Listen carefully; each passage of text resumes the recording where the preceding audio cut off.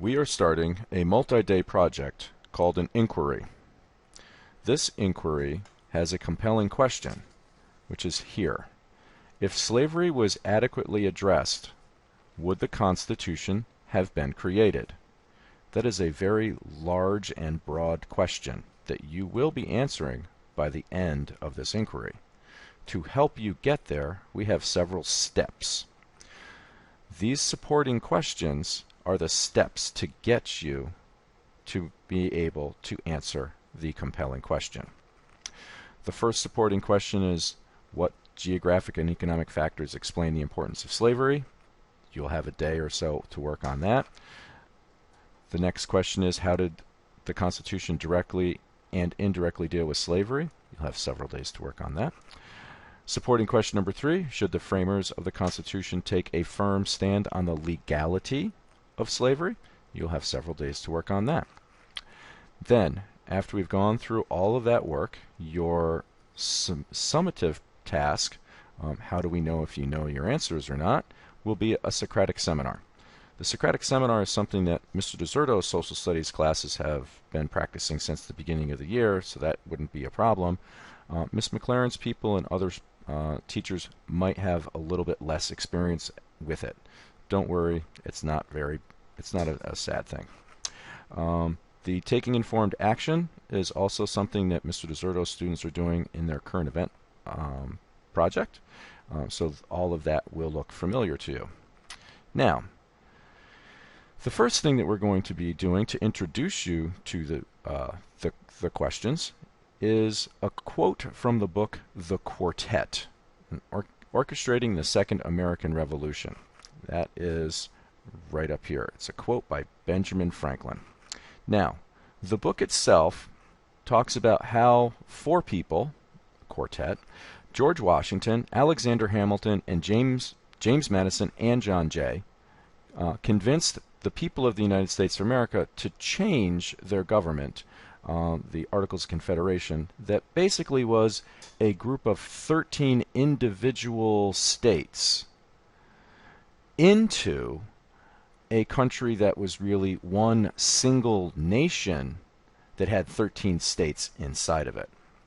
Now, the early pages of the book talk about the Dickinson draft of government, which was an early version of the Articles of Confederation government. You studied this already. It was weak. It was written in the summer of 1776, and it was written before the Declaration of Independence was even signed, so this is very early in our history. This Dickinson draft tried to reach a compromise over 3 fundamental disagreements that the members of the Second Continental Congress had with what the new government should be. Some of these should look very familiar to you. These 3 disagreements were, number 1, the split between northern and southern states over slavery. Second one, the split between states with large populations and small populations and their issues over how to represent each state in the Congress. And then finally, the split between people who wanted one strong central government and people who wanted many smaller but stronger state governments. The quote that you have on your note sheet from class is from page 9 and 10 of the book, and it deals with that very first split, the disagreement over slavery between the northern states and the southern states, and that's really what our entire inquiry is all about. So, you should have your question sheet, the note sheet that you got in class that looks like this, have that out. I'm going to read through this quote with you. I will also add in the definitions of the underlined words. The words that are in bold are also words that might be a little difficult for you, but you should be able to get them from the context clues right in the reading. Okay? Let's start the reading. Slavery was too volatile, and volatile means threatening to break out in open violence, so that's a bad thing. Slavery was too volatile a subject to be addressed directly. Indeed, there was an unspoken policy of silence surrounding the topic based on the broadly shared sense that it, more than any other issue, possessed the potential to destroy the political consensus, and that's an agreement, that had formed around independence. But slavery was too embedded, okay, it's incorporated or contained, it's inside of, the economy of the southern states to avoid altogether. And it came up, albeit obliquely, and that means although indirectly, so that wasn't directly talked about slavery. So indirectly talked about slavery during the debate over Article 12 of the Dickinson draft. Don't get scared. This is okay. We got it right here. All right. Which proposed that expenses for the war and the general welfare shall be defrayed. Okay. General welfare shall be defrayed out of the common treasury, which shall be supplied by the several colonies in proportion to the number of inhabitants of every age, sex, and quality, except Indians. An argument then ensued over how to count inhabitants, which soon became an argument over slaves, whether they were persons or property. Stop and think here. The bigger your population, the more you have to pay.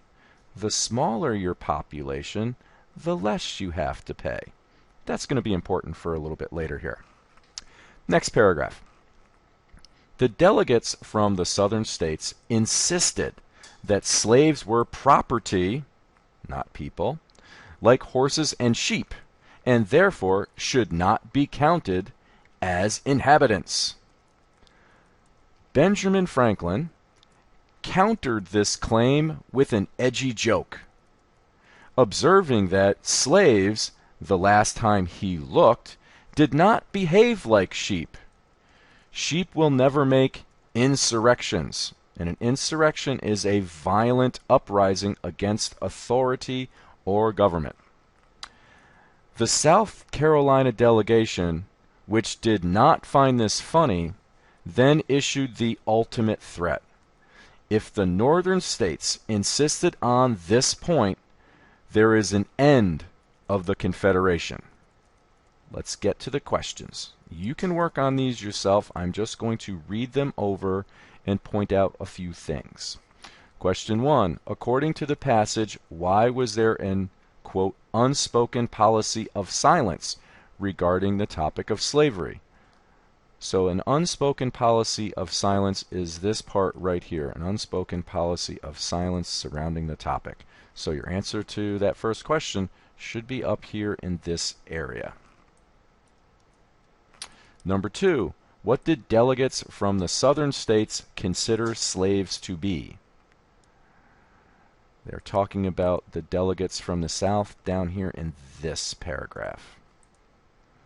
All right, and remember, the more people a state had, the more money it had to pay into the treasury. Number 3, using your answer from question number 2, this one up here, why did the delegates from the southern states want slaves to be considered this? I'm leaving you on your own on that one. I've already given you way more hints on that than you should have. Number 4, according to the passage, what is Franklin's edgy joke?